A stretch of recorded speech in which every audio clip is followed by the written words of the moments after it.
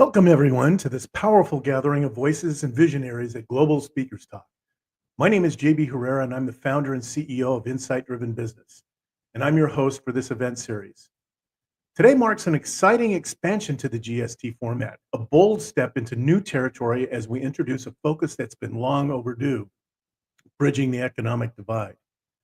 We have a very clear mission at GST. We're a global platform for mission-driven voices who want to be more than heard, they want to matter.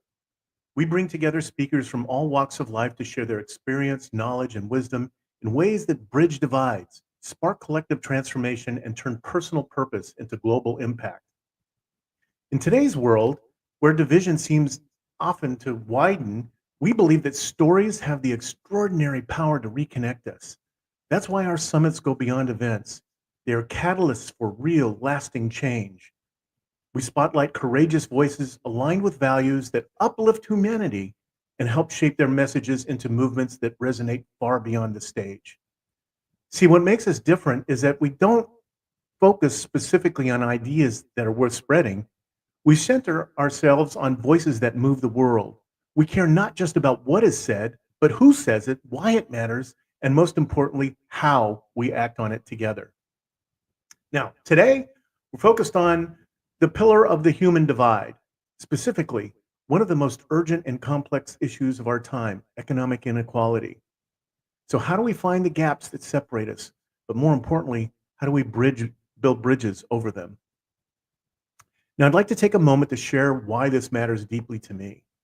I've spent my career dedicated to helping the little guy, the small entrepreneur, despite relentless passion and grit, facing overwhelming odds and competing against giants.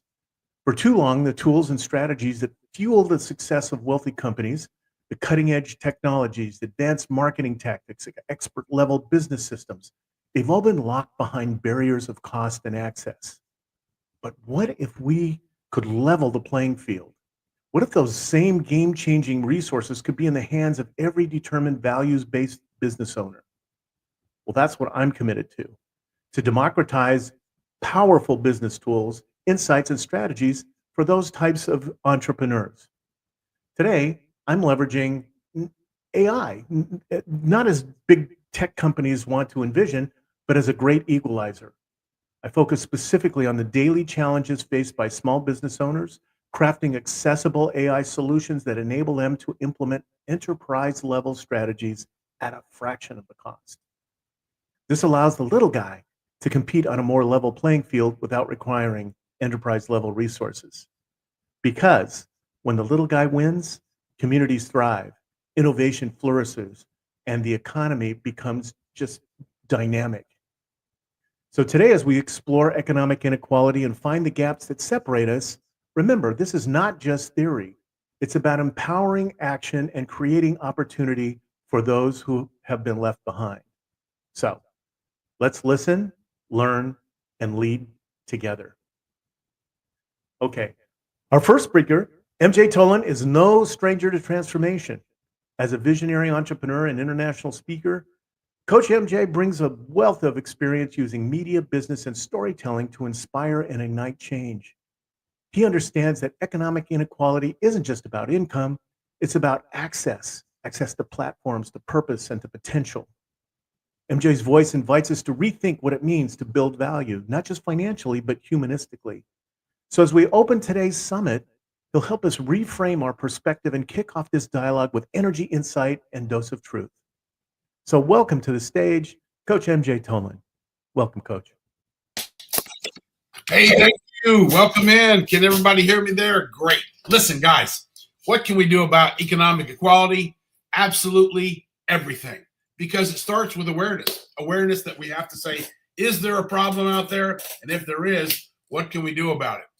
I read something recently which just blew my mind. There is a meteor floating in space, encrusted with so much gold and diamonds that when harvested and retrieved, it would make everyone on the planet a millionaire.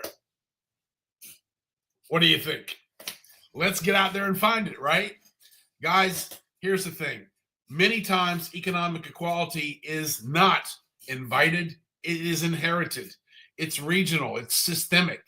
It has something to do with the cultures that they are born in. Nobody had a choice in this particular world to know exactly where they were going to be born or with whom that were going to be raised. So we really are blessed, those of us who are able to climb out of that economic hardship and be able to start to compete in today's world. But not everybody has that opportunity. But yet, with the age of the internet and knowledge being more appropriately accessible than ever before in the history of humanity, it is more possible today for someone, even in a very challenged economic situation, to actually learn how to do better.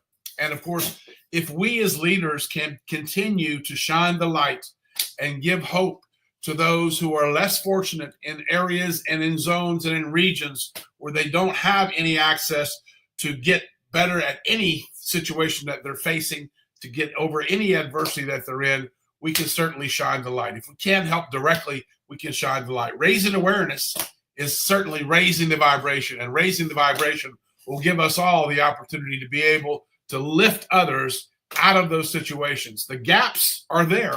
They were there before we were born. What can we do about them today? I say we can talk about them, we can lift others up with our voices, and we can guide them on what we can actually offer as far as inspiration, as far as leadership, as far as free workshops, all those things that you guys are doing right now.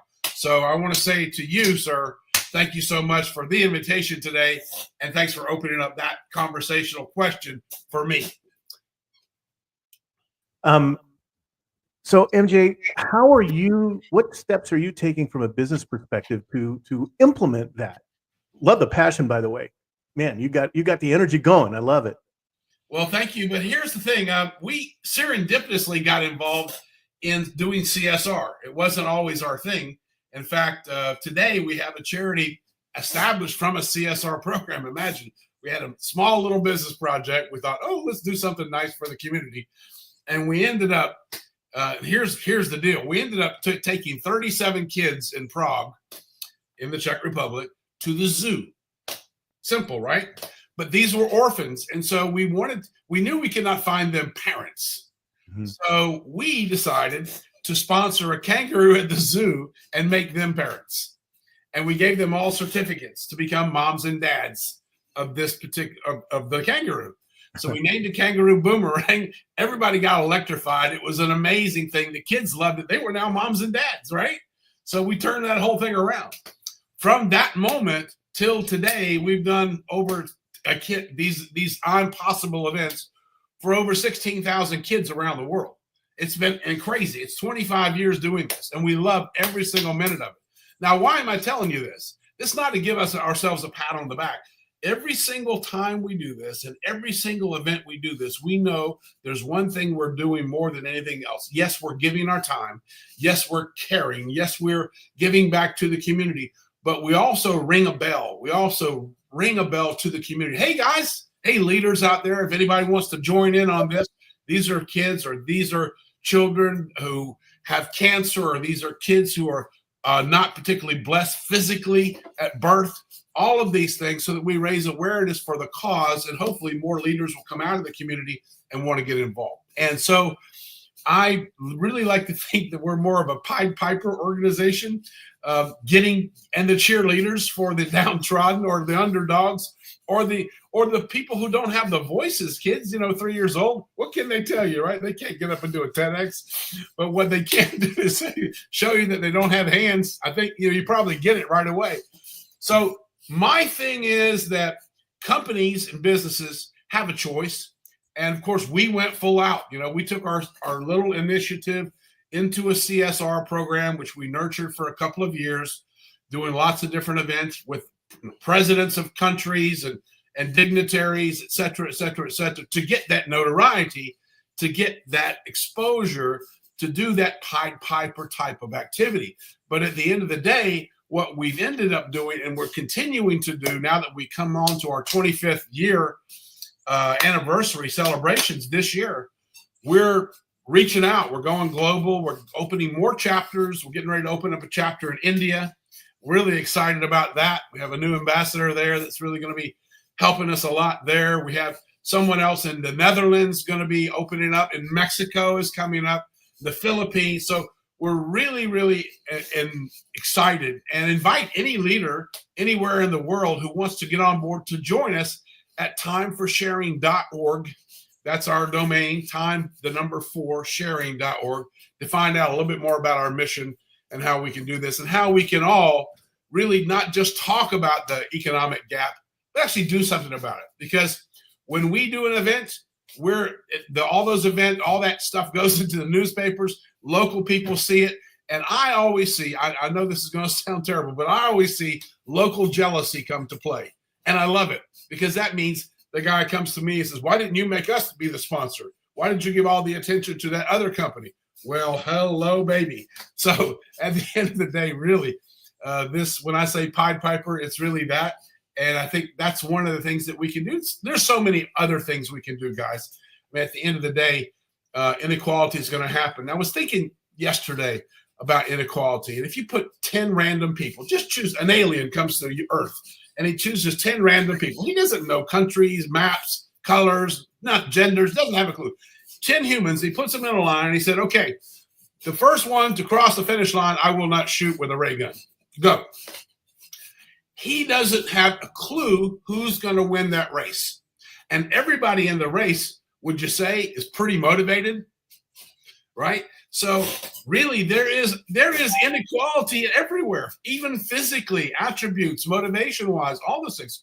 So no, there's not going to be a placebo or panacea, rather, of a beautiful utopia where everybody is hairy-fairy, lovely. However, there are always the haves and the have-nots. And if you think you have not checked out what's really inside you, because I think everybody has the possibilities within.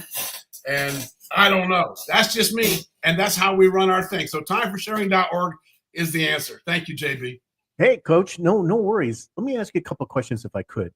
One of the things that you said at the very beginning of your presentation there is that you took this event at the zoo where you turned the children, the unempowered children, into parents.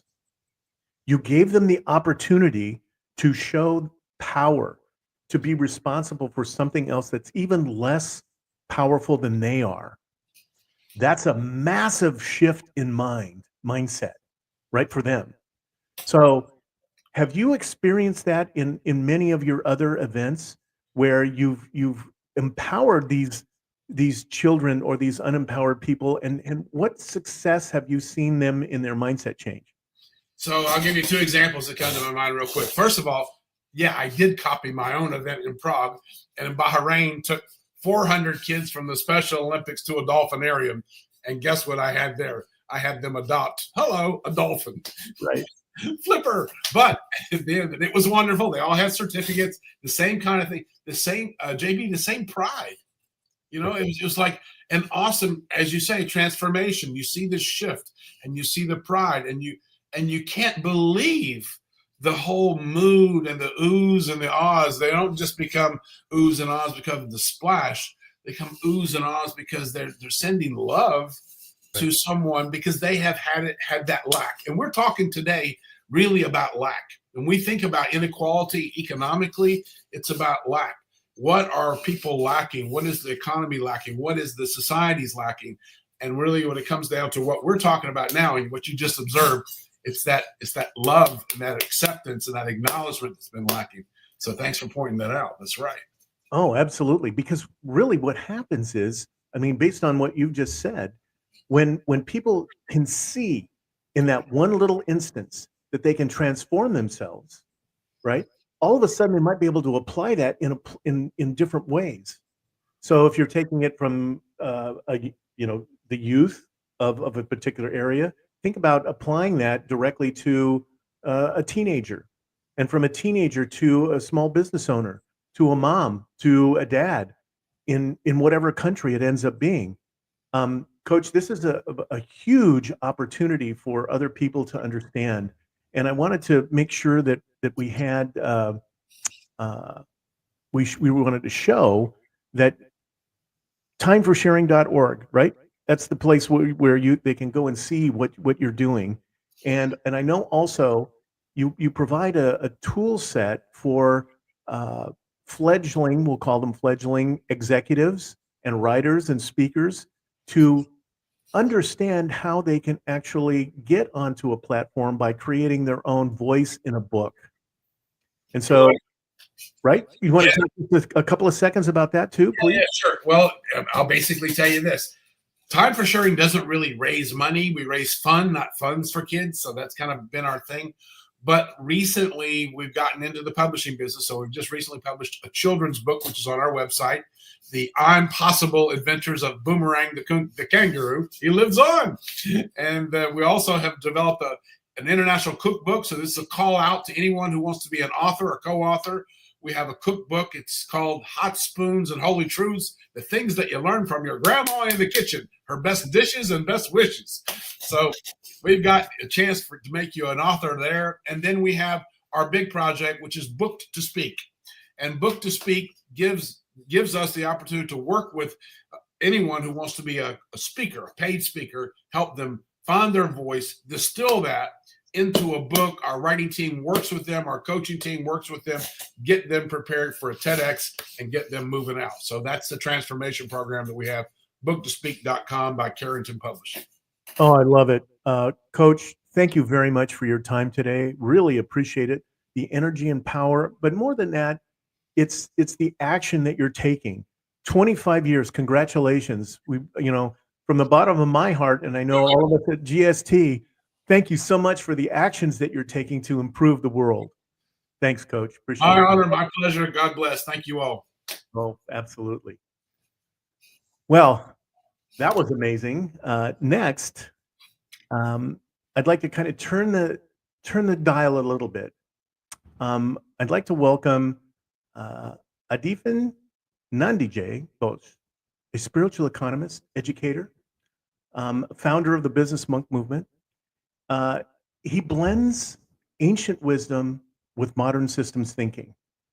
And he reminds us that true wealth includes inner harmony, community empowerment, and intergenerational equity. As we examine the human divide, his message helps us see the soul of economics. And that's what's truly possible when we lead from the inside out. I'm sure he's going to talk about many different things on a spiritual side, but I want to also introduce him as a person who transcends not only the spiritual and the mystic, but also in the practical, in the business. He is the CEO of a company that I'd love to have him talk about. And right now, let me introduce the one and the only Nandijay Bose. Welcome, sir.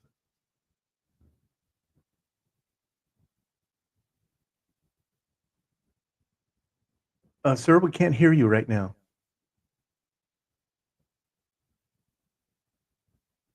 Nope, not yet.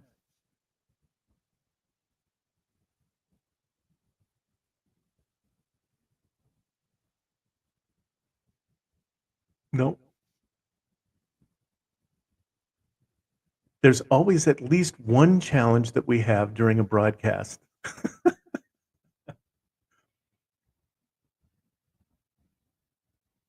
While we're waiting for that technology to get handled here, I wanted to, kind of did a little bit of research on Nandiji, and he's deeply involved in the Siddha tradition of consciousness, awakening, and spiritual leadership.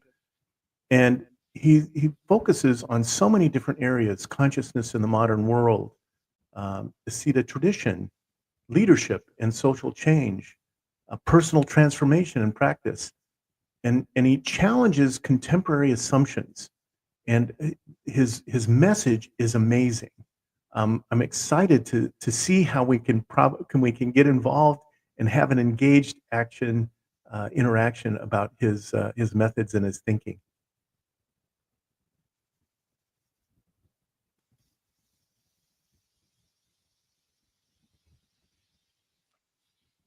Oh, he's coming in a different way.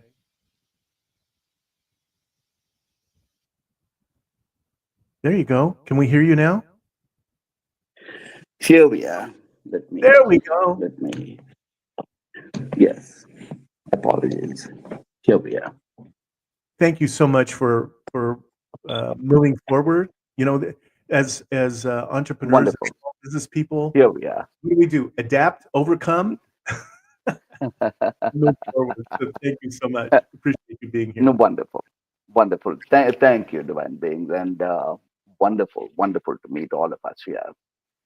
Absolutely. This is an amazing time we are living in. There's a huge shift in consciousness. And we are the ones heralding this shift, each one of us. In this moment is the time when information technology, artificial intelligence addresses the equality and inequality structures of humanity on the whole. So when we talk about the essence of prosperity, we would want to relate it to consciousness that has no borders. And this consciousness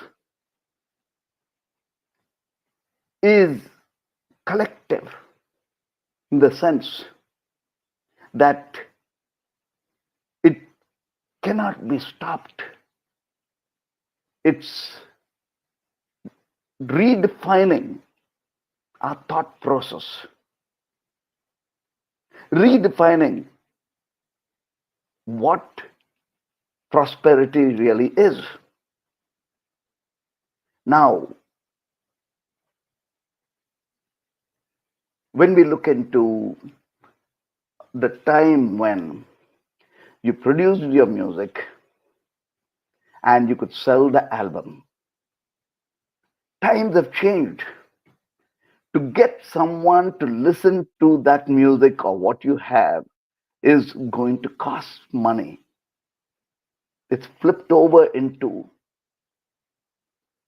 that layer of interaction that is more valuable than the music itself. So if you look into this from a deeper perspective,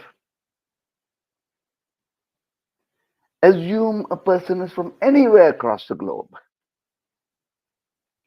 We are being affected by it, especially with the artificial intelligence coming in.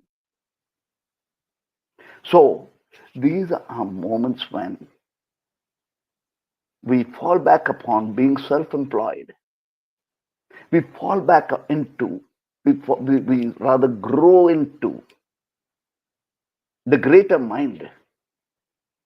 And the greater mind exists within each one of us. In my personal journey,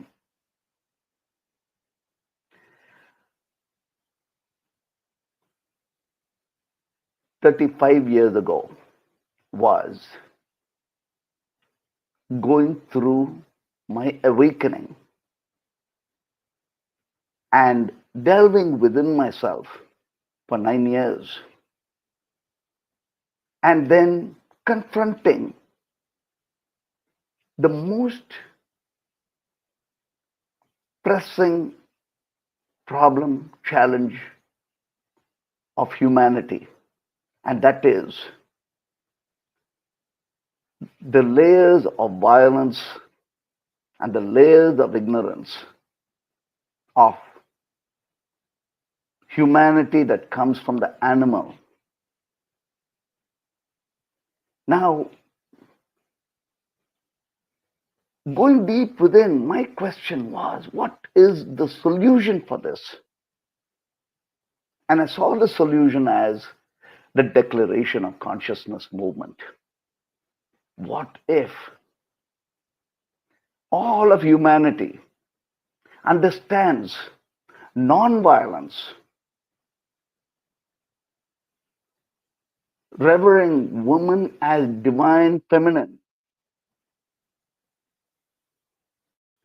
protect our children, allow freedom of thought, understand divinity from within that allows us to be inclusive. So through all of this is the newer thought of consciousness and declaration of consciousness is the movement that we are heading into the United Nations, just as Declaration of Independence was freedom for a nation. We would say Declaration of Consciousness is the intrinsic, inherent right of every human across the globe. And then came the next dimension, which is how could we transform experience and interaction of every human to give the power of greater good. Because the moment we understand, or the moment we realize the divinity within, then we can understand God, Goddess, infinite, absolute, nameless within ourselves, and to understand, to rever every human as a divine entity. Here we coexist. Now, understanding divinity is from within, whom we bring our thought in singularity to, we become. So, if we go deeply to worship Christ, we become Christ. We become all the divinity that we invoke to be. Now, attaining the empowerment of consciousness, we are able to bring a left brain and a right brain together. The power of intuition, a clairvoyant mind, into absolute practicality. As with Einstein as our example, awaken the mastery of consciousness. This is accessible to anyone and everyone, and that power is within. So what is this? What does this power look like? A shining example is Sadhguru, the mystic teacher. No book knowledge. Mostly everything is from within. And this is the power every one of us have to attain, to become and be.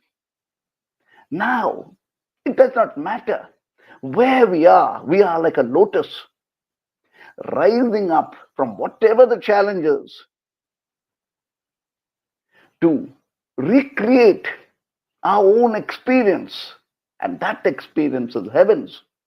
So if we experience heavens, we create heavens. And that makes us each the angelic being. This angelic being that we are is the power to uplift each of us as one humanity. So for 18 years, I had been working on seenness, consciousness, where we recognize the power of collective consciousness and an alternative social media platform where when we come together, we are able to amplify and support and empower those who are here wanting the betterment of humanity. The purpose-driven beings, organizations and businesses that want to take humanity to the next level. CNS.io IO. And this 18-year project will be landing by July 15th. I thank each of us here and each of us who are listening to this for being that oneness, the oneness of consciousness that allows us to not only awaken the divine nature within ourselves, but the empowerments, especially of prosperity, when we are able to think outside the box. When our genius shines, it is only natural that the universe supports us. When we wish for goodness and be the goodness, in this age, we blossom.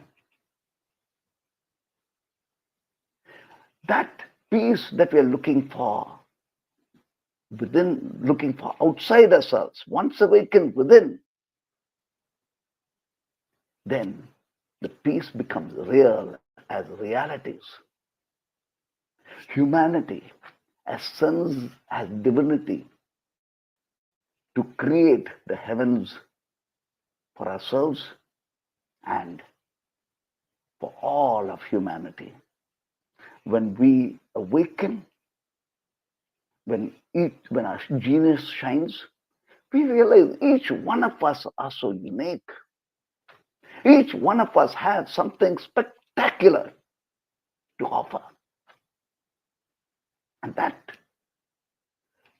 allows us to rise wherever we are.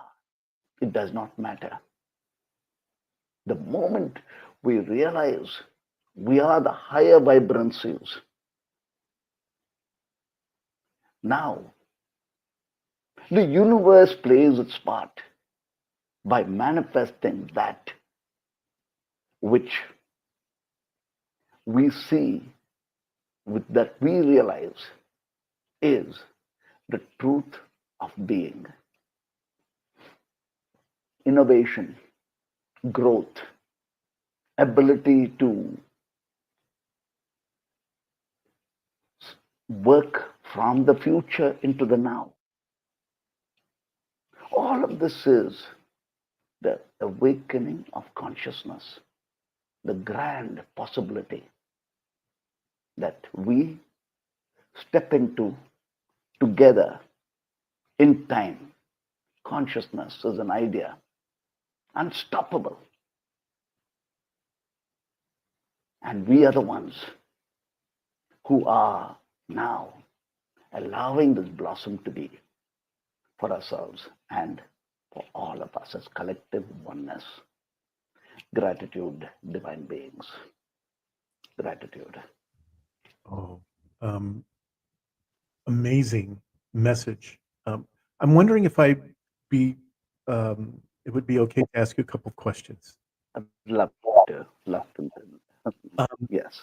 The intersection of consciousness with technology and applied in our world, in my opinion, is the opportunity to raise all of our consciousnesses and raise humanity. CNES is one of the embodiment of that philosophy and that action moving forward.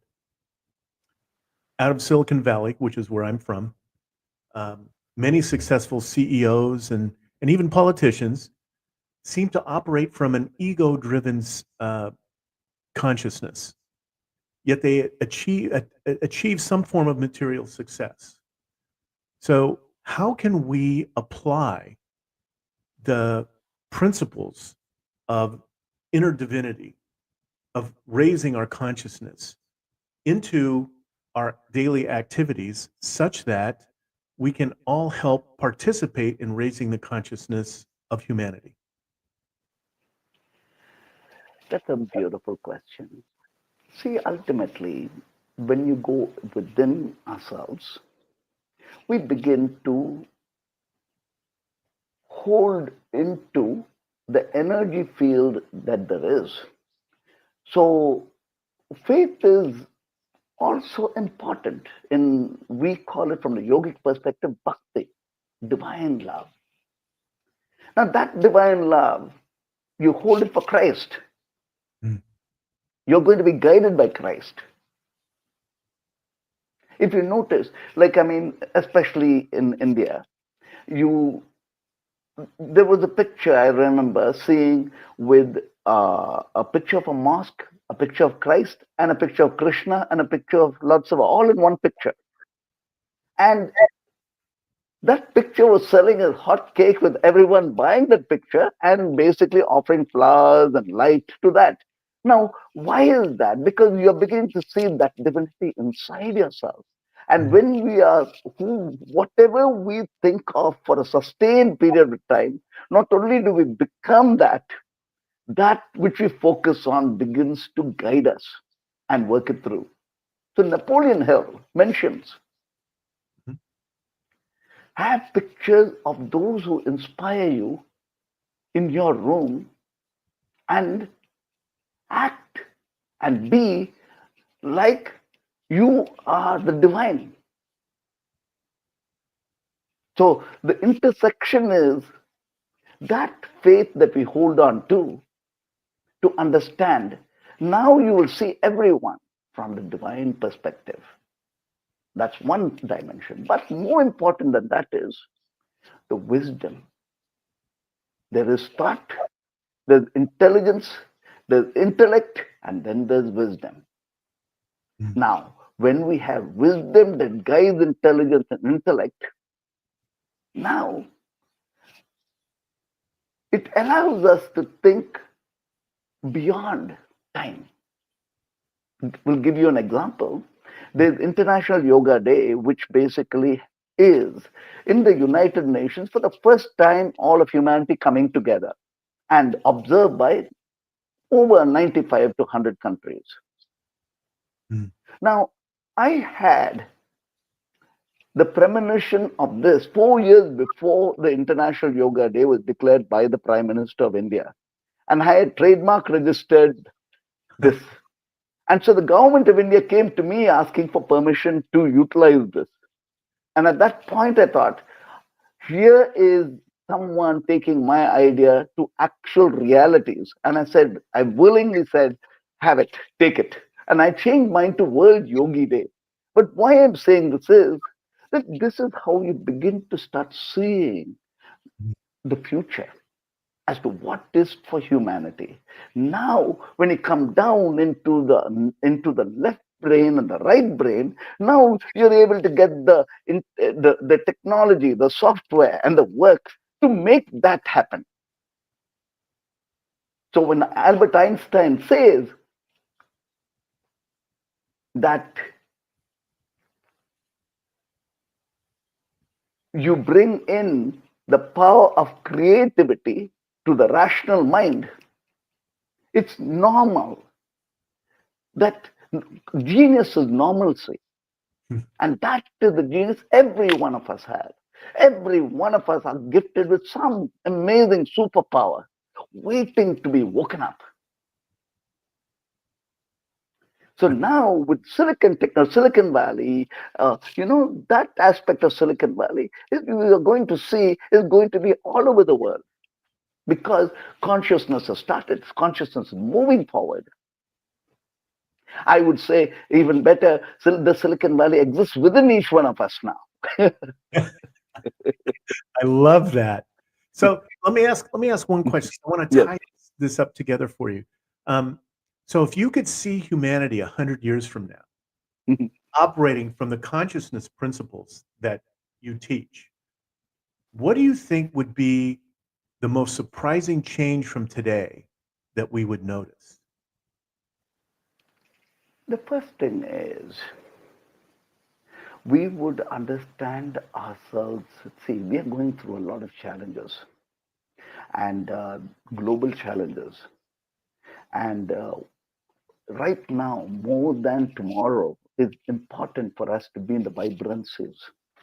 All of us have to be in the vibrancies because danger is there, it's lurking. Mhm.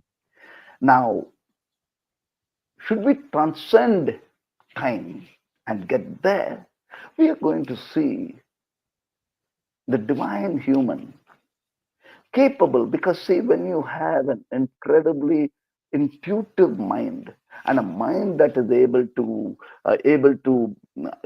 be able to bring it into intellect, we are going to see a leapfrog in technology. Mm. See, look at it this way. The IT revolution took place. Now, when you look into the IT revolution, you've got to go back into the ones who created this IT revolution. Most of them actually came from India. And when they came from India, they came along with the mantras and the dimensions over here that basically, which was earlier not available to even and to anyone, now it became available to the world. Then came yoga as something that we could all practice within. And then comes meditation alongside with yoga and everything else. Now, if you go deep within all of this, you will realize it brings each one of us more proximate to the divinity within each of us. And that journey, for instance, a yogi would worship divinity more with more of intensity, because a yogi considers divinity within, not outside. So now there is a whole shift in the way of thinking, the way of thinking ahead, and so that humanity that we are talking about would definitely be the angelic humanity that is utilizing that intelligence for greater good. And that's what CNS, my company, the software, the consciousness super app that we are developing is all about. Envisioning that in the next 100 years, who are we, right? And we are we are the divinity. Absolutely. I can't even begin to tell you how excited I am about CNES. What in my world, insight-driven business, we are all about values-driven AI implementations, and we always talk about human brilliance augmented with AI instead of AI replacing and being the this general intelligence that takes over everything, because we believe, I think similarly, that the consciousness that we have inside of us is part of a brilliance that connects all of us. And when we use that for something in a positive way, it raises everybody else up. So what I want to do is make sure that everybody who's listening to this participates with your vision. Go to cnes.io. I went earlier. CNS.ai would be better for now. Oh, CNS.io is going to be launched. CNS.ai is to sign up. okay.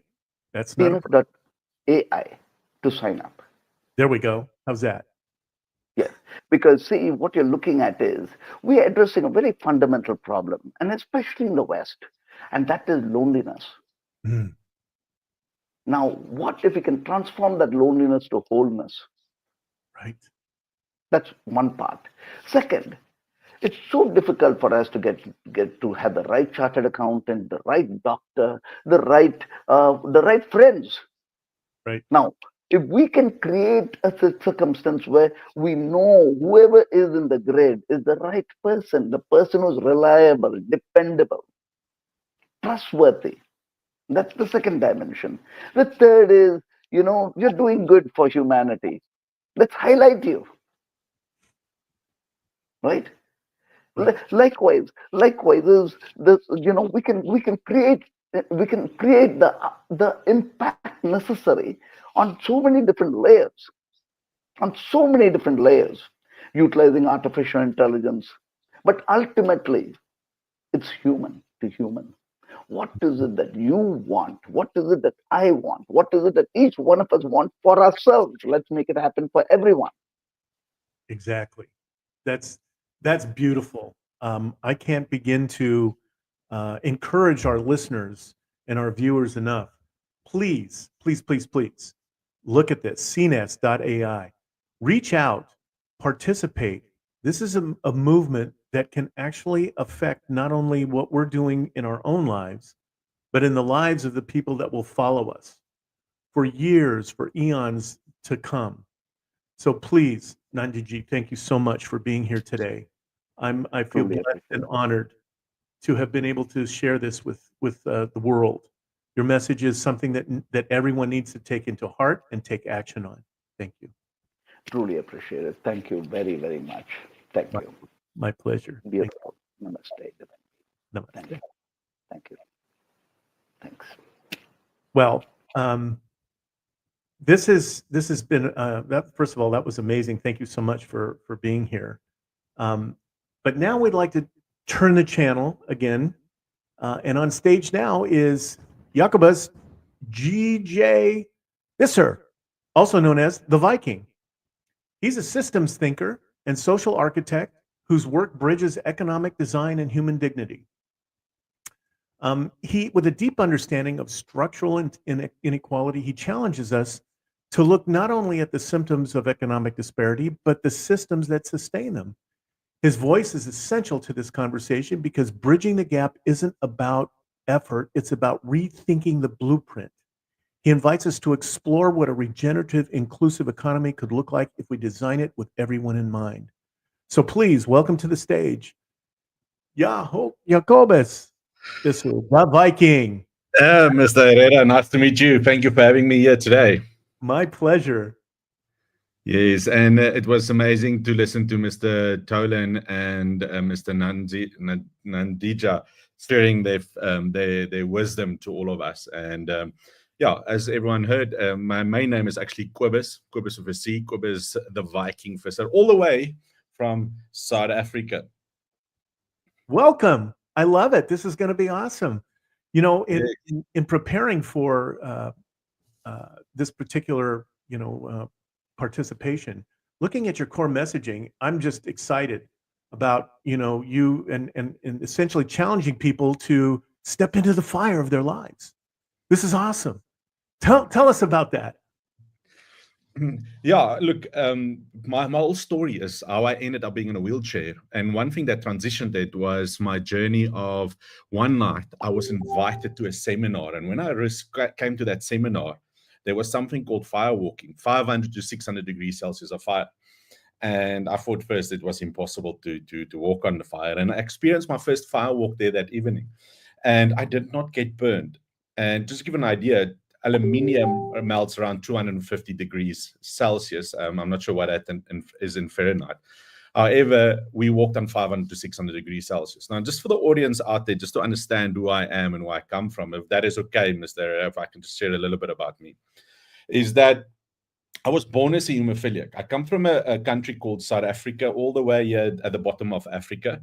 And I was born as a hemophiliac, and my life expectancy was only 11 years old when I was born. That's where medicine was at that time.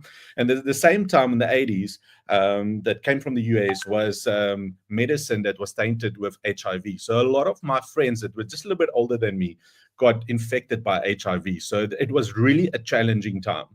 As I grew up, the effect that it had on me and my elbows, as you can see, I can't even straighten my elbows.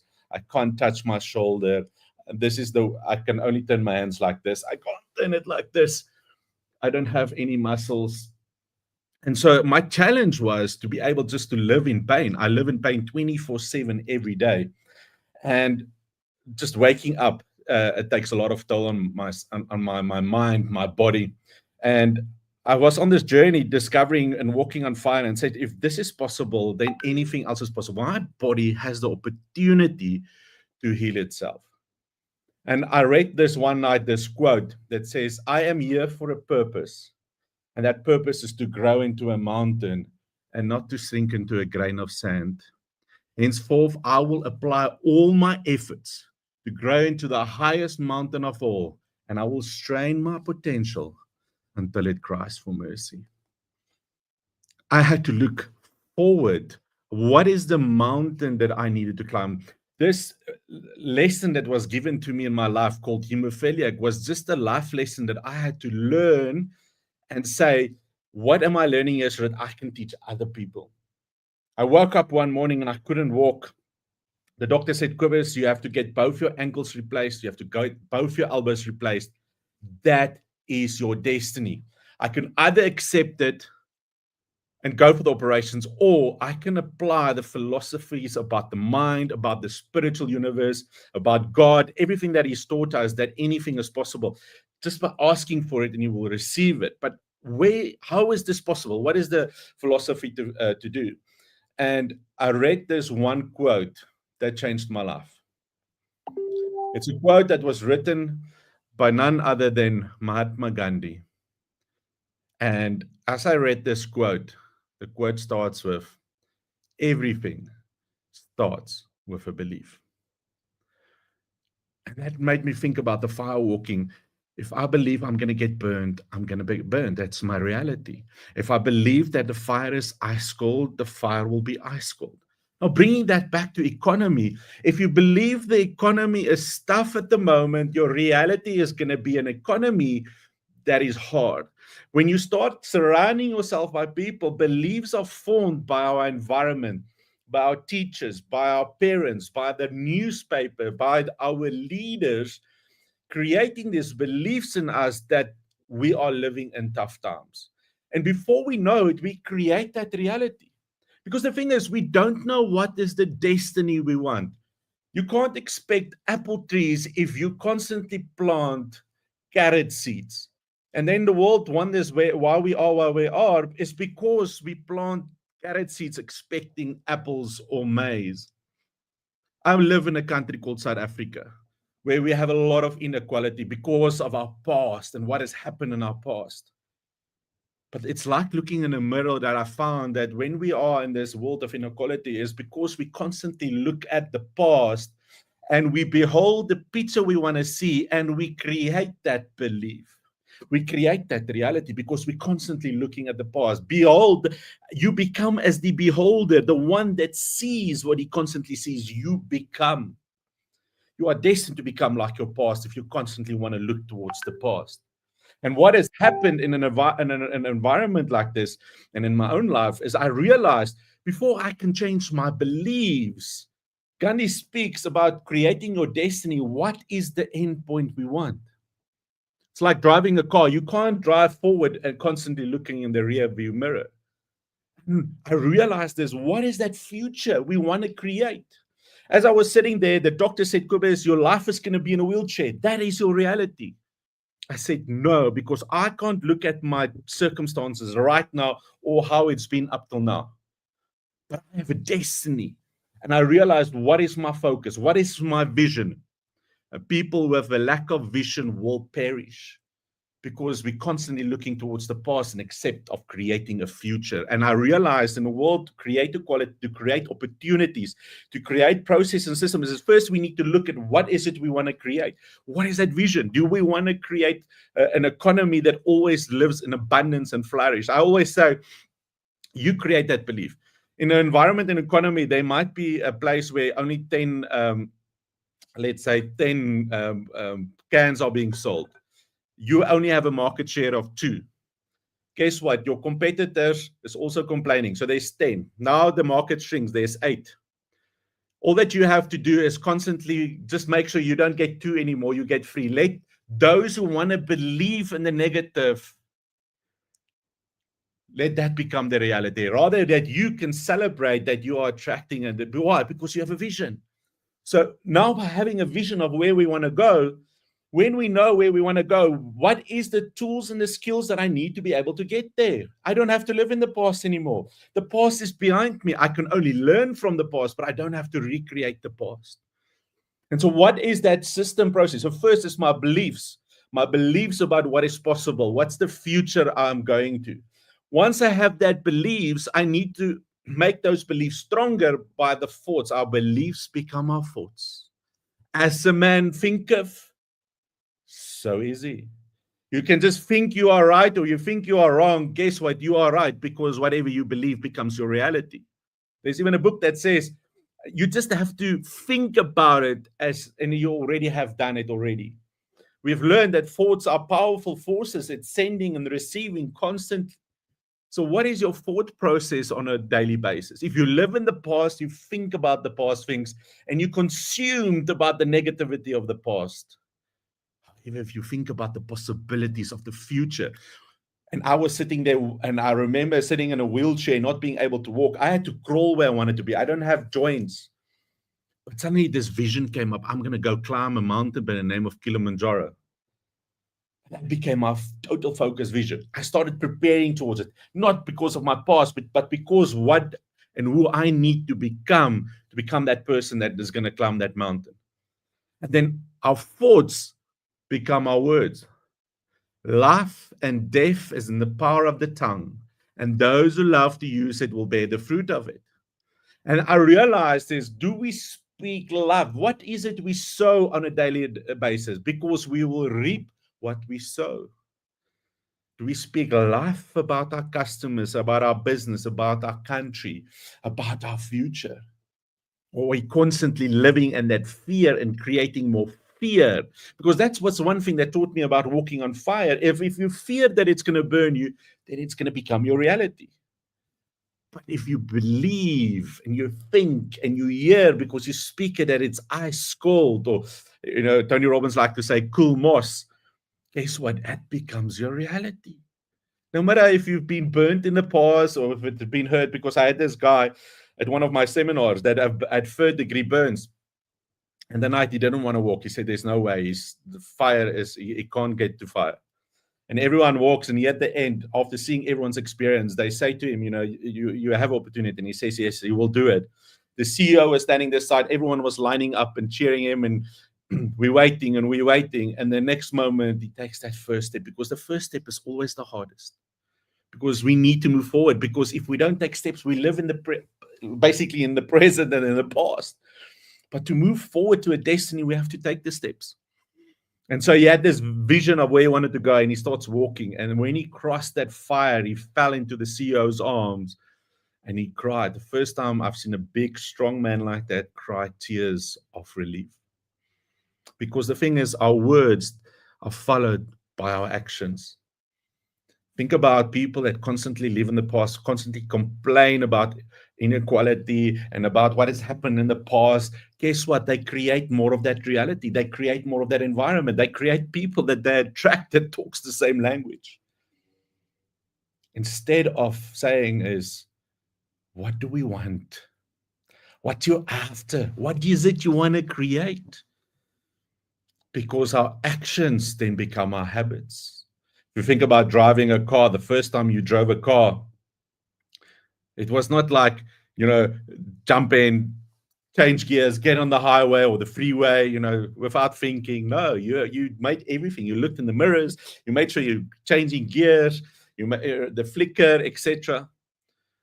But over time, it became a habit that you don't even think about doing all of those things. It comes automatically. Now think about the world. We've created this place where it becomes the norm. It's time for leaders and people that has been like on the call and that is listening, for you to level up and step up. Become the person that shows people we can create a future, because our actions have become our habits become our values. My 3 values is courage, freedom, and legacy. You have to have courage to walk on fire, courage to take on the world, courage to climb a mountain by the name of Kilimanjaro, and I did it with crutches.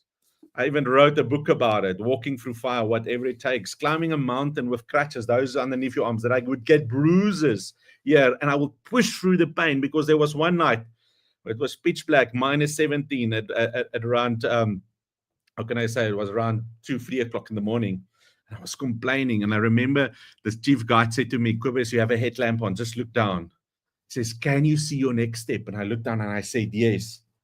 And he said, just focus on giving your next step. And then I gave that next step. And sometimes when the world is dark around us, but we know where we're going, is sometimes we just need to give that next step. And our values then realize is freedom for me is important, legacy, what we're leaving behind. Is that what is your values? What is your business values? Most businesses that I work with don't even know their values. It's become a word on the wall. But the thing is, you attract people with similar and like values. You become like people with similar and like values. Your customers you attract, your staff that you attract. If you don't live by your values, you get tested by those values you have on the wall. And then you complain about everyone and everything instead of saying, this is my values, this is my standard, and attracting those people and customers into your life, those business, those opportunities. And then amazing thing, when you live by your values, that is your foundation, you have created your destiny. You know, I like to say it is like a farmer. Before a farmer plants, he has to envision what is it he wants. Then he finds a piece of land. And when he looks at the land and he studies the land, he just doesn't plant anything because the land, dependent on the land, will depend on what he can plant. So the moment he knows that, he then creates another vision of what seed he wants, how it's going to look like. But then there's still nothing. You now still have to prepare the ground. You have to take all of the weeds out and, you know, get the ground ready. Then only can he plant the seeds. And when he's planted the seeds, there's no harvest yet. And when he's planted the seeds, he has to put fertilizer on. He has to look after it.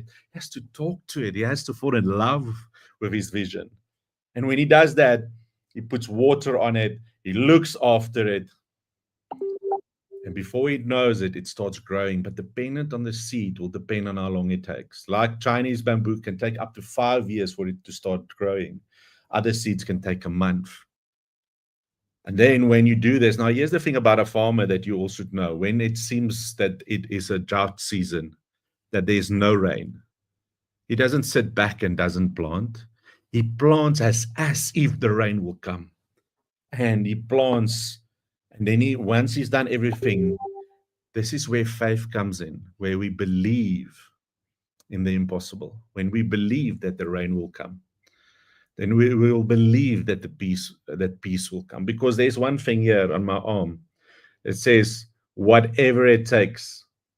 Because it's time for us not to live in excuses anymore, not to blame other people, not to justify where we are. It's to realize that the destiny we create, we have to take it by our own hands. And we have to go and create that destiny and then walk by faith.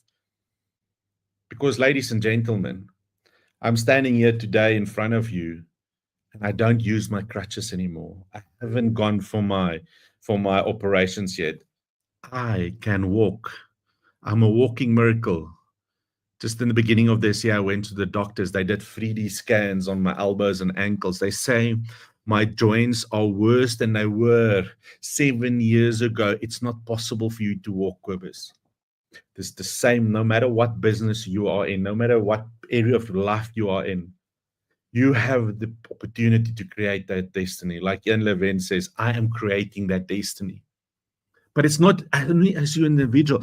It's for us to create a movement for the world to change, for the world to have a vision, because the world has lost that vision. The world has lost real leadership to say it's time for us to create a future. That's what I hope for South Africa, a country that has been through a lot of history of inequality, a lot of challenges we are currently facing, from where what has happened in the past was wrong, but then we're just repeating the past in a different way. And I realized that we shouldn't look in that mirror in the past. Yes, we should learn from that. Yes, we should forgive each other. However, if we want to see things changed, we need to start envisioning the utopia of the future of what we want to create. My question to you today, what is your destiny? What are you after? The world has AI. The world has new things coming up constantly. Works change, people getting redundant. However, my question is, what is it you want to create? You have the opportunity. The world is in your hands. So let's go and create it. It's like this story, and I'm finishing off with this story. This little boy doesn't know what to do. He's bored and He's just can't play PlayStation anymore. He's played it the whole week. So he goes to his mom and he says, "Mom, please play with me. I'm bored." And the mom says, "My son, can't you see I'm busy? Go to your dad." And there he goes to his dad and he asks, "Dad, please play with me. My dad is reading the newspaper. So I've grown up, if dad is reading the newspaper, you leave him alone." But he goes, "Dad, please play with me." And dad says, "My son, can't you see I'm busy? Go to your mom."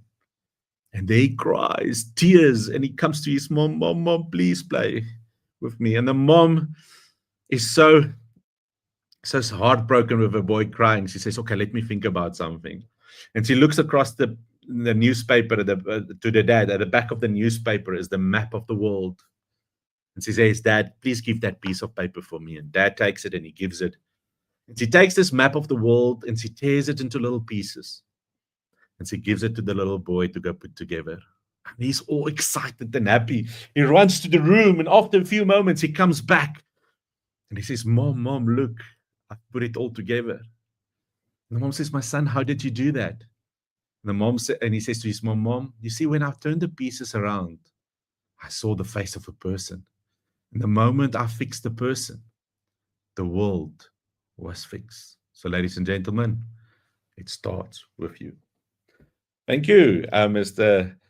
I don't know if there's any questions or if you're happy. Oh my gosh, this is wonderful. So you are truly a Viking. Overcoming what you have overcome to be the man that you are as an inspiration. Let me ask a couple of questions if I could. Yes. When people start to implement the things that you're talking about and really living by their values, first of all, they have to understand what their values are. You've had to learn them through the crucible of pain and the trials of climbing mountains, and eventually, when you've overcome them, going through fire, literally. Yes. What are some of give me like 3 things that somebody could implement like today to help them understand those values so that they can contribute to your vision, not only for South Africa, but for everywhere? It's so amazing. I had a guy that was 25 years old that wanted to be a professional football player. And we went and said the strategy. So you had to first create the destiny you wanted. So that's the first step. You first need to discover, before you discover where you want to go, is who am I now, right? And then project who do I want to be? And in between is what I need to create. So first is who am I now, right? And who do I want to be? And then when I look at the person I want to be, what values, when I'm looking at that person, does that person needs to carry? And then ask my questions, what is that values? Now, when you ask yourself the values, it's not value just honesty or integrity. There's so many, and there's so many tests that you can do.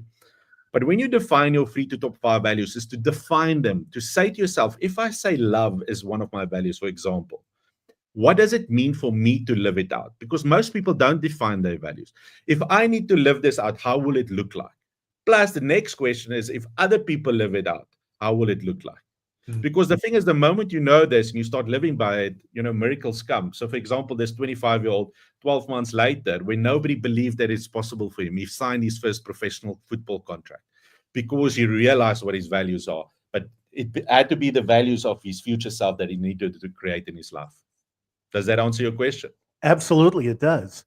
And what's also interesting, when you think about that, the outcome is more important than the result, right? Yes. So, for example, in the example of your 25-year-old, it may be that sometimes the goal that you set yourself out with, based on the values that you have, doesn't come to fruition at the time that you want it. So, objectively, it's being able to take those and say, what's the outcome that I'm looking for from being a professional athlete or whatever your goal ends up being? You transformed yourself simply because you pushed through. Yes. Right? It's the When times are inspiration tough. for everything. Exactly. Plus, sometimes also that future doesn't always happen, always, like you said, the way we planned for it, or it takes time. To give you an example, because I could never play sport, I always dreamt of being part of a professional sports team. Mm. So no matter what I say, my reality is still my body will not allow physical contact. Yet my dream still came true because of my lessons and learnings and skills about mindset and mind power. In 2017-18, I had the opportunity to work with one of South Africa's professional sports teams for a year, among it just with their minds and culture. So my dream, this still came real, but just in a different way. Exactly. And that insight can guide many, many, many people into staying the course of what their vision is for their lives. Yes. So, The person with the most flexibility controls the situation. ooh, well, let's write that down. Everybody who's listening should pay attention to that one quote. That's the price of admission for everything today. Thank you so much, Viking. Really appreciate your comments. Where you're coming. Is there a way that people can get in touch with you? Is there something that you'd like to offer for people? How can we impact the world? So what I'm willing to do is if people reach out to me, so it's kobusvisser.com, right? kobusvisser.com. So it's kobusvisser.com. I don't know if you're going to put it on the screen and stuff. If they reach out to me, I've written a book called NLP. So if they send me an email, they go there, they go in contact, they tell me, you know, I'm here from the Speaker Global. I will give them a free copy of my Mind Power book called Extraordinary You, The Power That Is You. So if they send it out to me, I will send them the PDF and they're welcome to read it. I've written it a few years ago. It's a powerful book that changed my life that I want to share with people. Oh, wonderful. Thank you so much. I'm on it right now. I'm going to go over there and sign up for it. Just let me know. Go to the contact, send me an email or the contact, just fill it in and I will send it to you. Wonderful. Thank you, Kobus. I really appreciate you being here. Wonderful messages. Everybody, take advantage of this opportunity because what he's talking about today can fundamentally change who you are now and who you will be in the future. Yes. So thank you very much again, Kobus. Thank you, Mr. Herrera. Okay. All right. That was amazing. I'm always inspired by people who can overcome things that I can't even imagine what he's had to deal with in his life. Well, now what we'd like to do again, change the channel a little bit. We'd like to introduce Joseph Perlisi. He's a highly respected transformational coach, speaker, and a devoted father of four. He's renowned for his grounded wisdom and compassionate approach, which empowers individuals to undergo profound personal transformations. Through his elite emergence workshop and as a teaching assistant for the esteemed Man on Fire events, Joseph has made a lasting impact on countless lives. Let's welcome to the stage, Joseph Perlisi. Joseph, welcome. Welcome. How are you doing this morning? Awesome. Thank you. Beautiful. Well, when we often talk about economic inequalities, we put all of our focus on systems, policies, and external structures. But today I would like to bring you deeper into the invisible foundation that determines whether we build castles or we stay trapped in cages of our own foundation, of our own making. That foundation is how we love ourselves, or to be more accurate, how we have been taught not to love ourselves. You see, the poverty mindset doesn't have to just do with money. It has to do with how we accept crumbs when we deserve the whole feast. How we stay in relationships, jobs, and situations that drain us because somewhere deep inside, we believe that this is all we are worth. You see, 7 years ago, I became awakened through the infidelity of my ex-wife and an affair that she had. At that moment in my life, I had no idea what I was going to do. I was so stuck. I saw myself on this hamster wheel where every relationship that I ever had, it ended up exactly the same way. I was always cheated on, left behind, left feeling so unlovable. But I came to the awareness where I finally realized that this had nothing to do with anybody but myself. And it was in that moment that I started to search for mentors or groups that can give me tools and teach me new ways in becoming the very best version of myself. And I came across this message. It was a Man on Fire message. It said, have more power, passion, and purpose in your life. Fire up your relationships, man on fire. And they had these videos showing things that they were doing, different tools they were teaching people. And it scared the hell out of me. I really wasn't sure if I wanted to do it, but it awoke in my curiosity. And so I had given a call to the Man on Fire and got a coach on the phone. His name was Coach Raj, and he let me know about the program and how everything worked. And at that time in my life, I knew that I needed this in my life. I just didn't know how everything was going to work out to be able to have that. And so I started to listen to him, and he told me about how the program worked. He told me ultimately that we were going to have this 3-day immersion that we had to invest in. And by that time, I was definitely sold. I just wanted to know how much it cost. And he finally let me know it was $6,500 that I did not have. And the most beautiful thing about it was that I had done a Tony Robbins UPW before that. And I learned about this thing called resourcefulness, to do whatever it takes. And so I had told Coach Raj, hey, man, I don't know if it's going to take me 6 months or a year to be here, but I am determined. I'll do whatever it takes to get into this program. Please don't give up on me. And so I got to work right away. I looked for anything and everything that I can sell within my possessions to be able to raise the money and get the change that I wanted and deserved.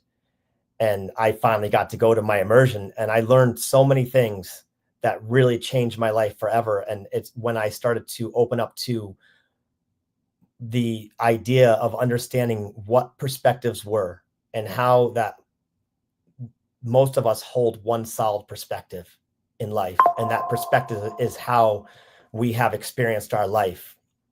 And for myself, I wanted to know how to have no bounds on my perspectives, to hold none of them solid, because I knew that if I was, that meant I wasn't going to allow myself to learn anymore. And it was when I started to open up to multiple perspectives and holding none solid that my life began to change. It's when I began to have gratitude, not only for myself, but for everybody and everything that was ever done to me, or that I ever had done, any bad choice that I ever made or any good choice I ever made. I realized that everything needed to be just the way it needed to be to make me who I was today. And at that moment, the weight of the world came off my shoulders. And for myself, I saw my situation in a different light. And I knew after a certain amount of years that I needed to have a conversation with my ex-wife and let her know how grateful I was for her because of everything that she had done. She was super shocked when I first had that conversation with her, because she was dumbfounded to even understand why I would be grateful for her. But when I let her know, it was because of everything that she did.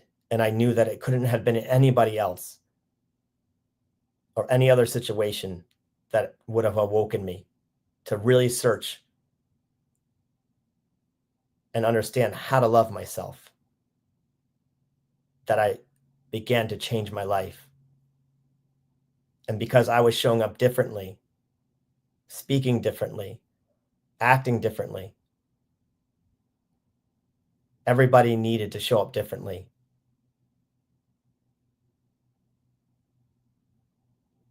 And I was just amazed by the compounding ripple effect that caused in my life, and then inspired to create my own coaching program, and where I help men and women in unhealthy relationships myself, because the unimaginable ripple effect and seeing how that can change the world one soul at a time.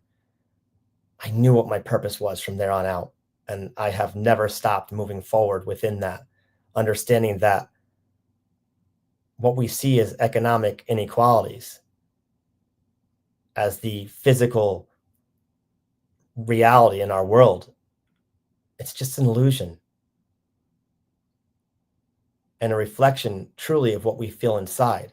But as we grow ourselves and learn how to love ourselves, we awaken our creativity, we awaken our true purpose, and we awaken the endless possibilities of what the world can become from a place of love instead of a place of fear.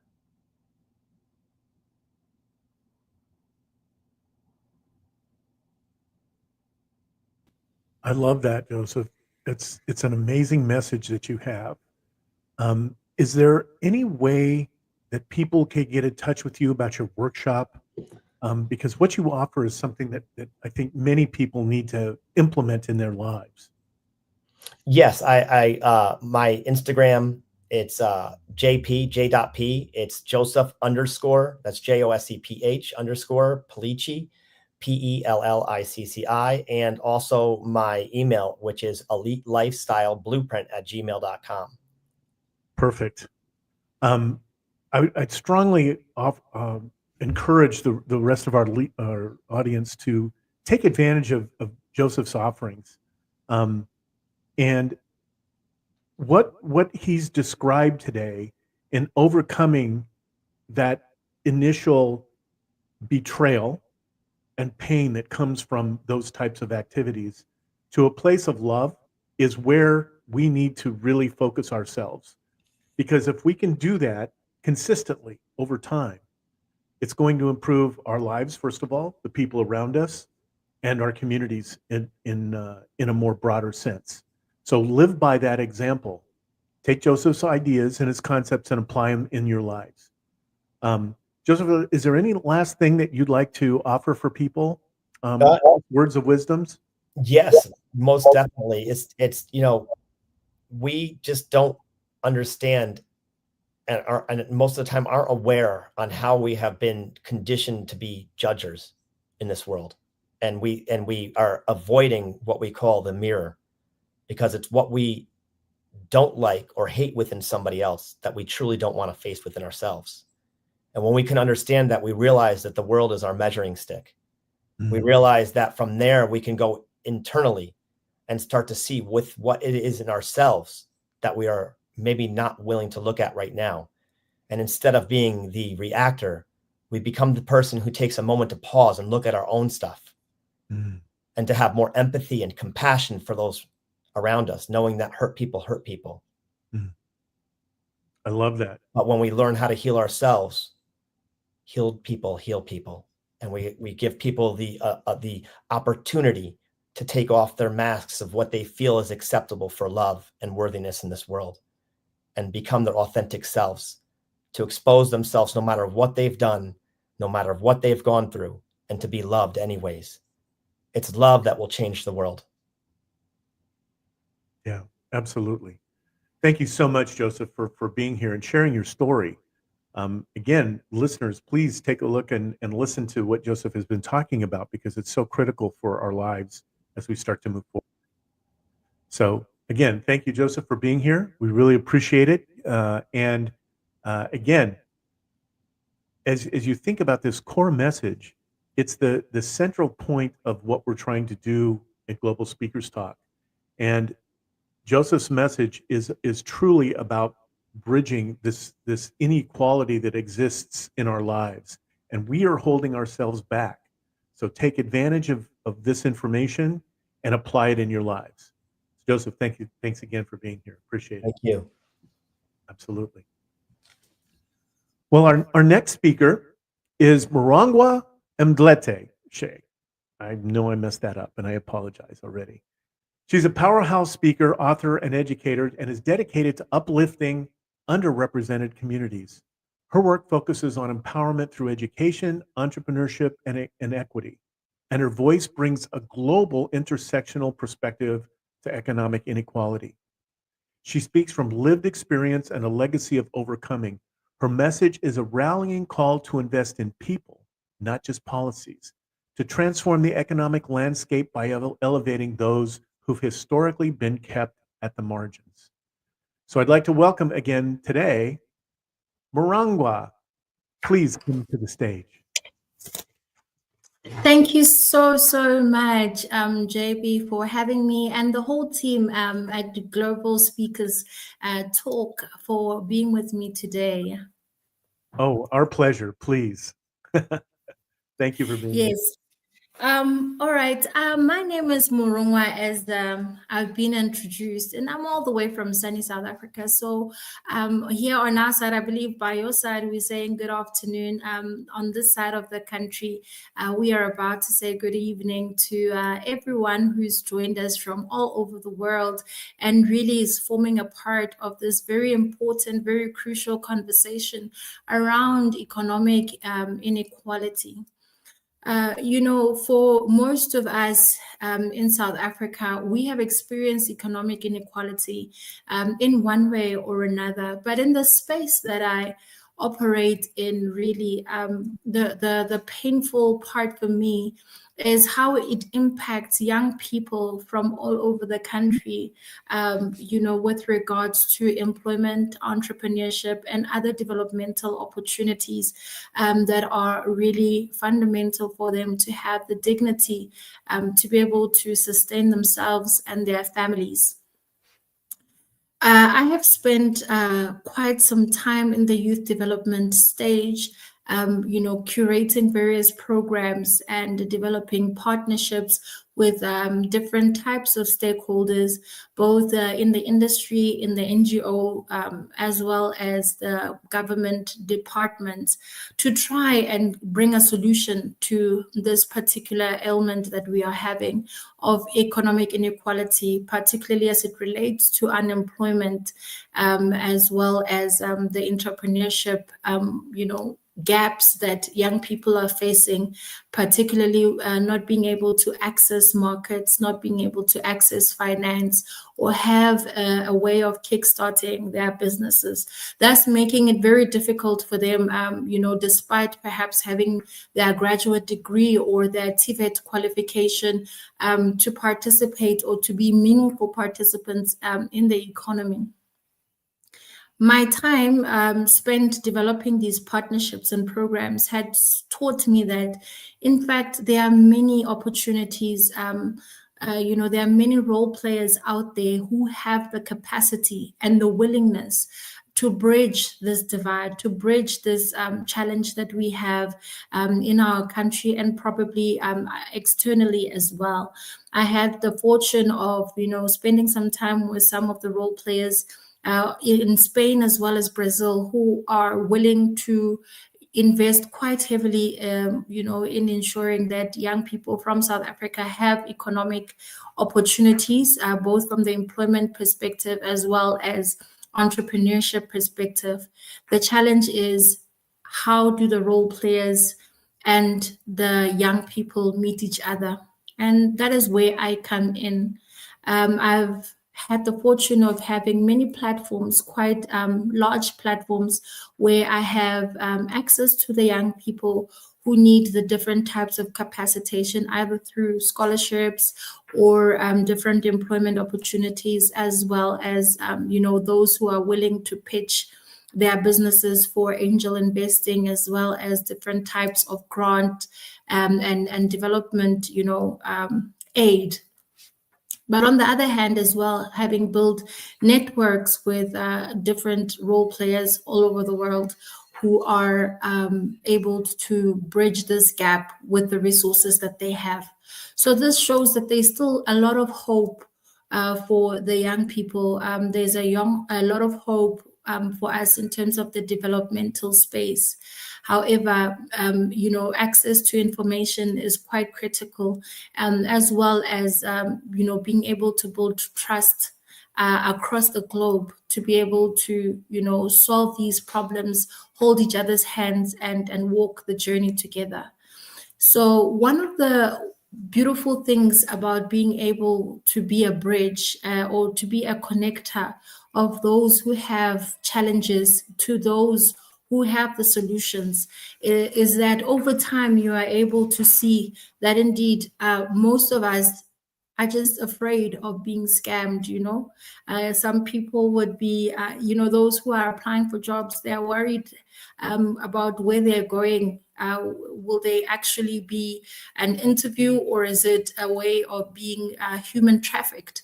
And then on the other side, the people are wondering, will it be possible for us to be able to impact these young people, or are we going to experience some sort of harm in our organization in trying to reach out a helping hand? So I think mostly to say my role as the connector is that through the networks that we have built and the connections that we've built, establishing trust within the different industries, we are able to then leverage this connection and be able to impact communities and bring development, throughout the country. And I think that mostly this is a call to action to say, if you're a viewer, are you joining us from anywhere in the world, and you have an opportunity that you are of the view that young South Africans can benefit from, or young South Africans can be a drive of change or a major contributor in that particular platform or that particular opportunity. This is a wonderful way for us to meet online through this webinar, through this discussion, to be able to solve the problem of economic inequality together and walk this journey of being the change that each and every one of us would like to see. And I'm really entrusting all of you with the responsibility to be able to reach out and touch somebody today.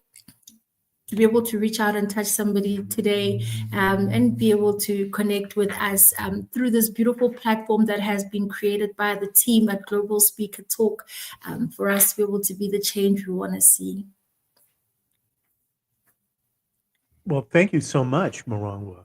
How can we help? How can we encourage people to take advantage of the, I'll call it intermediary services, really, that you provide? In my business here in the United States, I reach out to many different countries, and that trust that you talk about is an issue on both sides. I felt it, and I know that other people have felt it when I've reached out and said, hey, listen, I'm looking for interns. I'm looking for people that I can teach how to use AI, and never quite sure, are they really there? Am I sending money to a black hole? Where's it going to, and so as we talk about the solving the problem of economic inequality, it really is about trust. I think you've identified the really key issue. And so the question that I would have is, how can we work together? How can, if I represent, let's say, 10,000 companies here that I know, that I have contact with, how can we work with you to provide those opportunities for people in your network? That is so beautiful. And I think that we really should applaud the team at Global Speakers Talk for being able to give us the opportunity to be able to network like this so that we can bring forth the meaningful change. One of the first ways to be able to do that would be to reach out to one of us on any one of our social media platforms, which is on Moronga Mutiwa Mtlecha, either on Instagram or Facebook, because that is where a lot of the stakeholders are able to engage with us, but also via email. So what you would then do is to indicate what is your human need. What are you trying to achieve? For some of those who are looking to bring or capacitate people by teaching them a skill, we identify the nature of the skill and where likely they are able to be able to get hold of this cohort of participants and be able to, do the registrations, have real unique identification numbers.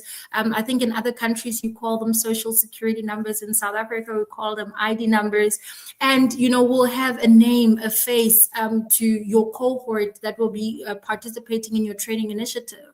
And if it is a work opportunity, perhaps these thousands of companies are saying, no, we need a cohort of remote workers, and we are able to take them from anywhere in the world, even if it is South Africa.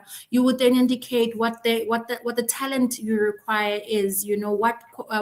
What is the minimum entry requirement requirements that you would need, and we would then bridge the gap of being able to bring these young people who have the potential, to express their talents with you, while helping you achieve your organizational goals. And on our side, we'll be able to, manage that conversation between you and a large number of young people, and in so doing, be able to bridge and heal this in a large scale inequality that exists. Oh, I love it. Would love to have a further conversation with you because, Global Speakers Talk is more than just, again, as I mentioned at the very beginning of the broadcast, it's more than, just sharing ideas. It's about, taking action and having a global impact. So what I'd like to offer you is a program for the young people who are looking for jobs where they can get a certification that's recognized by universities around the world for our AI and a whole series of technologies that's really, really, really, really inexpensive. And we will go out and find a different sponsors potentially if that's required, but work with companies with you so that we can actually engage these youth to give them a skill that they can actually sell on the market anywhere in the world. That's what we're committed to being able to do, and that's what Global Speakers Talk is about. It's about making that impact and taking changes today. So let's stay in touch, and see how we can actually implement those things. Thank you so much. That sounds so exciting. I just want to really appreciate you, not only you, JB, but everybody that you're with behind the scenes who's put together this together so that we can be able to have this loud voice and be able to hold hands together in ensuring that we're going to bring this skill and many other opportunities that will be an ongoing initiative. A few years from now, we'll be able to say this 100 or this thousands of young people from South Africa, their lives were truly changed and transformed as a result of our conversation here today. And I'm really grateful for that, because it's not just talk, it's not just the buzzword of economic inequality, but it's about us as human beings behind trying to trying to drive the change, trying to make the impact. And I thank you for that wonderful offer and opportunity. I'm also quite sure that there's someone on this other side who's probably connected and dropping you text right now and saying, look, we have this going on. We look forward to having all those meaningful conversations in the future. It's not just a one-way street where South Africa or young people are coming with an empty bowl saying, can I please have some more? But it's actually faces of people who will be able to benefit through the change that we make, lives that will be able to be transformed, And I myself, I'm quite at peace and at joy when I know that what I've done today, what this conversation has done today, is lead to the change and the meaningful impact in somebody's life. Exactly. That's we're completely aligned. I love it. Well, thank you so much for being here today. We'll stay in touch. And I strongly encourage all the listeners who are watching us, and whenever you're watching, please take the moment to reach out to us. I'm sure that what we'll do is later we'll put your contact information in the chat. We'll post that and make sure that your platform, your services are broadcast. One of the challenges that I know that I've always faced is there are many well-meaning programs and services that are out there, but there's not enough, I don't want to say publicity, but platforms that they can really be shown on. And that's one of the things that Global Speakers Talk is about. But what we can do is find other connections to help you accomplish your goals as well. So again, Morongo, thank you very much. Thank you so much for having me. Oh, our pleasure. Absolutely. Well, this has been an amazing event so far. And what we want to do is we close this lineup with our final speaker, with Abongile Kantini, a bold thought leader whose advocacy for economic justice, youth empowerment, and conscious leadership has made waves across Africa. Abonjile believes that bridging the economic divide starts with giving voice to the voiceless and power to the people. So as we wrap up today's speaker sessions, let's listen to these words that help us shift from insight to intention. Because finding the gaps is just the beginning. The real work is in filling them with courage, community, and vision. So we want to introduce our final speaker, Abonjile. Come to us. Hi. Hi. Oh my gosh, JB, thank you so much for having me. And I just have to say, big up to Morongwa, who just came off. And for people who don't know, I think her name is Sutu Otswana, but it actually means the one who sent, the messenger. So I mean, that's just the work that she does is phenomenal. So thank you so much. I think the topic that we have to deal with today is so important. And I want to let people know that economic equality or inequality isn't a highfalutin mental topic. It is real and it is an everyday endeavor. And I just think to bring it to life, I want to share with people what that looks like. So, as much as I take up the stages in international spaces, and I've, consulted for UN organizations and helped the South African government during, COVID, and was part of the climate change COP17 and all of those great things. There is also this real side of being very clear about what economic empowerment looks like in reality. And what my reality in that space currently is that I am in a township where I am staying with my cousins and my niece. And my niece has recently lost her father, who's my cousin, who was a drug addict. It's called Nyaupe. It's a South African made drug. And simultaneously, her mother is also a drug addict. And she was born. And so my family, well, her father's side, which is my side, have decided to then raise her and help her, particularly my cousin.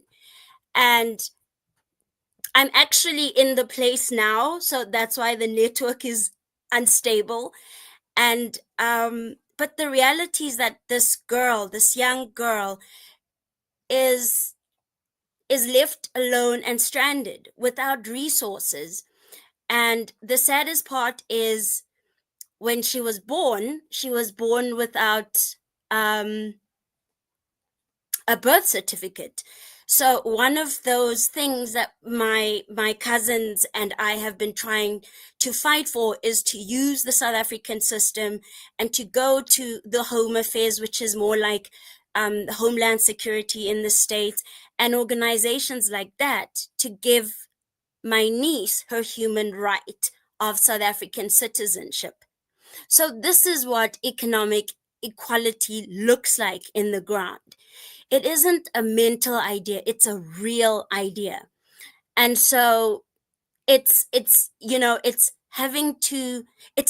with that cognitive dissonance of going, okay, Abs, you are born in the suburbs, you have had the opportunity and the privilege to be educated, and yet there's this huge cognitive dissonance of being surrounded by communities and individuals who need more assistance, who need the space that you have been exposed to. And so the cognitive dissonance here is asking me and every other individual, and it could be anybody, whatever your background is, whatever your race is, your cultural background, whatever your sexuality orientation, all of those. It's going, I live in this world, but what is the cognitive dissonance? What is it costing me to live in this perceived economic equality space? And I just want to share what it has cost me.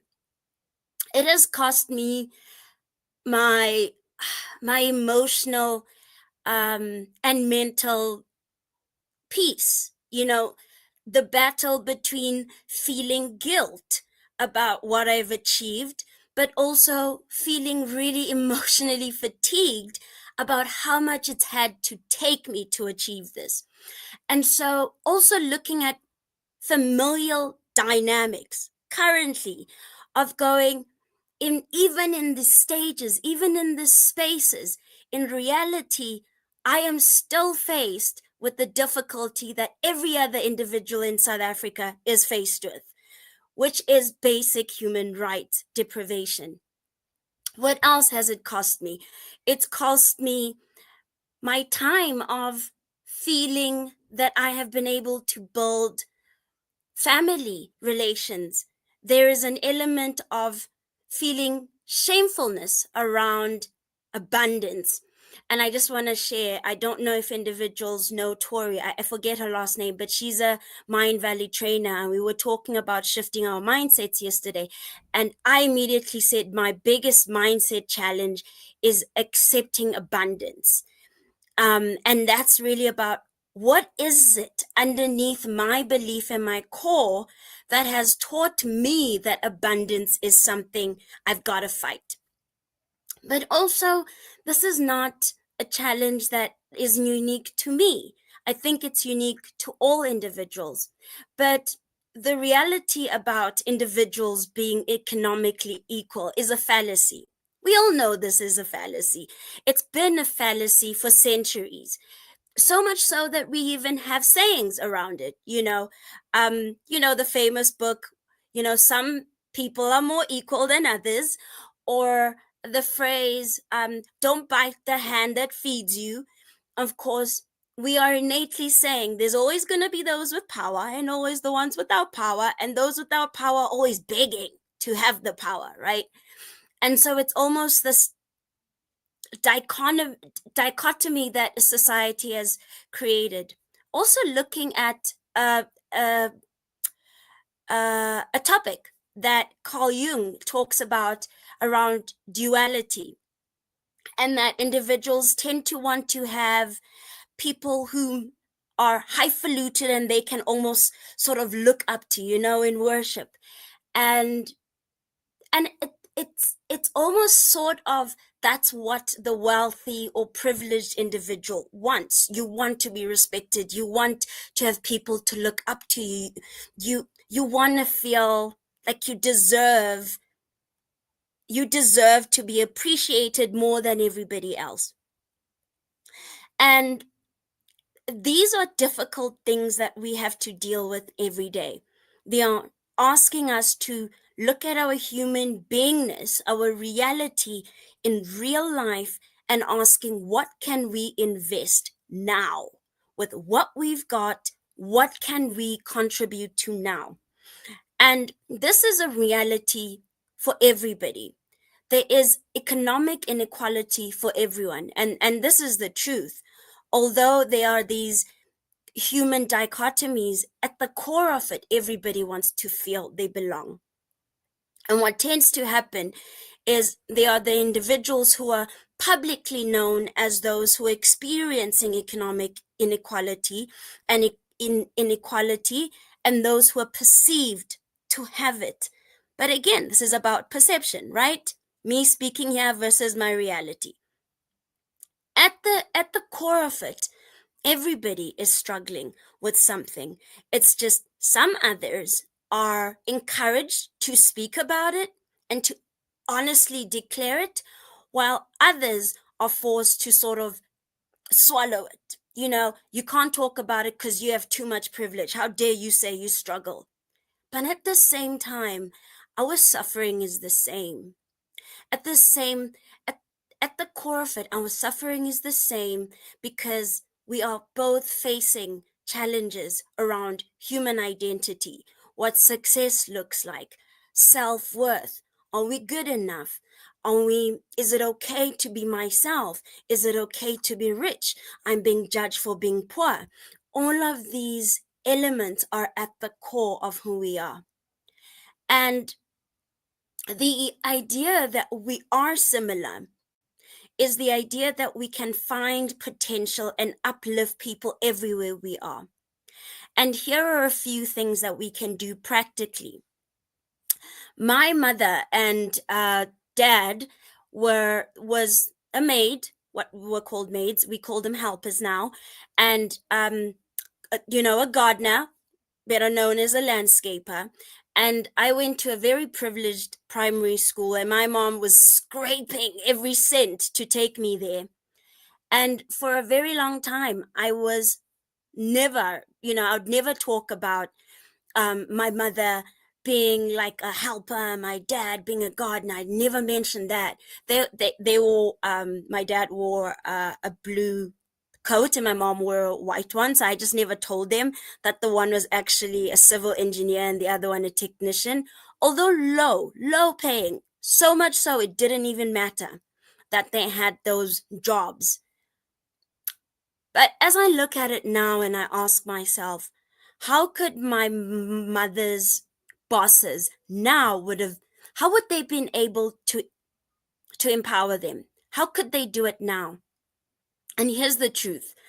There's so much AI and technology right now that the job my mom and dad did back then can be done by resources that my mom's bosses currently now could be able to resource her.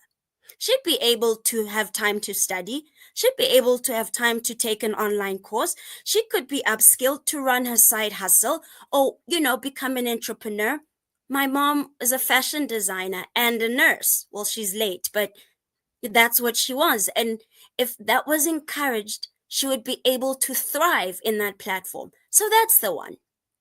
So there's a lot of capacity there. Another one is how we create workplace inclusion. And that is so important because the truth is workplaces are where we spend most of our lives. And when I say workplaces, I mean working in corporate and working in organizations. This is where most of our lives are. But to be honest, we all hate work. Nobody wants to wake up and be happy about 9 to 5, and yet our lives are spent in these office blocks. And so how do we make this a desirable place? We implement policies that encourage diversity and acceptance of that and celebrating of that and including everybody in this diverse space so everybody can belong. And how do we do this? We really start with being human. We start with a sense of compassion. I have an organization, an NPC, called the Middle Way Advisors. And if many people would know, the Middle Way is also called the Buddhist path. And it centers around compassion and that we all can find ourselves, that inclusion and diversity and creating belonging is a path, and we can all walk this journey, but we can only meet at that point if there's a sense of compassion and relating with another being. And so a lot of the work that I've been able to do is being able to get people in organizations to see the humanhood of everybody. And that already helps with the change management, with people feeling scared, feeling judged. It creates a sense of psychological safety, sense of acceptance, that if you live in a township here and you're in a meeting and your network's breaking, that your CEO or your manager isn't going, oh my gosh, they can't be heard, and irritated. But there's a sense of kindness of going, they showed up and they're dedicated to their job and they're always willing to serve. And so that is such an important way in order to do that. But I also believe the greatest way to harness a sense of economic inclusion and equity and support and belonging around everybody is to do the hard work, and that's the internal work. And that's taking the moment to appreciate life now, taking the moment to be able to look at how can you give back now with the little bit that you've got. And so my call today is to ask everybody, How much does your peace cost you? How much does your own economic safety cost you? We all know that our economy is not just determined by you, it's determined by everybody else. And so innately, your economic success and equity is dependent on somebody else succeeding. We don't think about this, but that is how it is. My economic success determines the success of individuals in a township or in the countryside. And so we aren't isolated. I have a platform to a global audience, and I'm so excited that such a diverse audience has attended. And from whatever corner you are, with however much you've got, I want to ask you right now, how much can you give? And what can you give right now? It may be sending a text to a colleague or an employee that you've been harsh to and saying, I see you. I apologize. I've been dysregulated and I've been overwhelmed and I've taken it out on you. But I see you. I appreciate you. Through my organization, we currently are running a workshop series around looking at disability inclusion. How do we harness inclusion and open up economic equity and economic equality and belonging of individuals with impairments? Those closed out of the conversation, barely seen as contributors to the economy, and absolutely forgotten. I have an event series happening on Eventbrite. JB will be so kind to share it in the chat. I invite everybody to invest in themselves and into the international community and into a international discourse and contribution to economic inclusion. And you can join and attend, and the funds there will then be shared with communities like my cousins and some of the others in the countryside. Thank you so much. Well, thank you so much for being here. Your message is really timely and important for everybody to understand that, you know, the cognitive dissonance that you talked about so adroitly at the very beginning is so true, that we need to be aligned in our values and to take actions. And when we aren't, we have that disconnection in ourselves. And when we have that disconnection in ourselves, there's no way that we can reach out and help people consistently. So, right. When we, so the question ends up being, and by the way, I've already been over there into your Eventbrite, and yes, I'm signing up for it. So, and I'm encouraging everybody to do exactly the same. Go to that link that you see there on the screen and participate. Take the action that's necessary. As I keep mentioning during the course of the event today, we're not about just talking about things. What we're about is taking action and having global impact. And this is one of the ways that we can actually take advantage of our presence today, as well as taking advantage of the opportunity to help others lift themselves so that we lift all of ourselves at the same time. So thank you so much for being here today. We really appreciate it. I'm absolutely just humbled, JB, by this event and how much heart and dedication Anshu has been sharing, and making sure that I'm alive, and despite my current situation with terrible network and unavailable, she's just been utterly kind and understanding. And I mean, this is such an important conversation, which I think sometimes we overlook. We assume that everybody's good in the pocket, and Right. Life is good for everybody, but looks are deceiving, as they say, right? You're right. So everybody, take advantage. Go down to that link at the bottom. The event's going to be awesome. I'm looking forward to it. And it's going to be amazing. And we're going to talk about difficult conversations with courage and kindness. So if you're worried about the topic, then perfect. It's right for you to attend. I love it. That's great. Thank you so much. Really appreciate it. Thank you. Thank you. Well, this has been an extraordinary journey today. We came together under the banner of Global Speakers Talk to do more than just exchange ideas. We came today to expose the gaps, elevate the voices, and ignite the change that we want to see in the world. Each of our speakers today has gifted us with more than insight.